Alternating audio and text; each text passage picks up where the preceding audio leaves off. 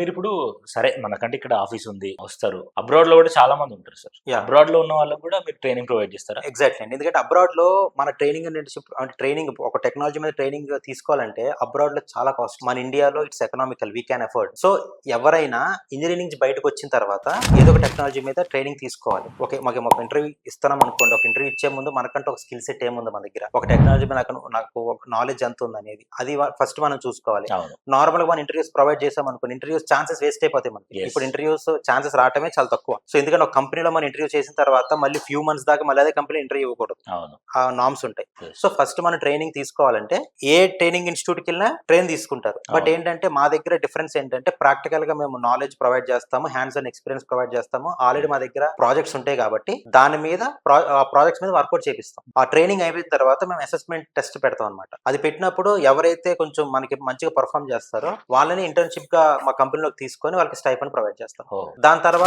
Internship అయిపోయిన తర్వాత మా క్లయింట్స్ లోనే ఎక్కడన్నా వాళ్ళ ప్రొఫైల్ కి ఫిట్ అయ్యే ఓపెనింగ్స్ ఉంటే మేము రిఫర్ చేసి వాళ్ళని ఇంటర్వ్యూస్ కి పంపించి వాళ్ళని వీ కెన్ సపోర్ట్ దెమ్.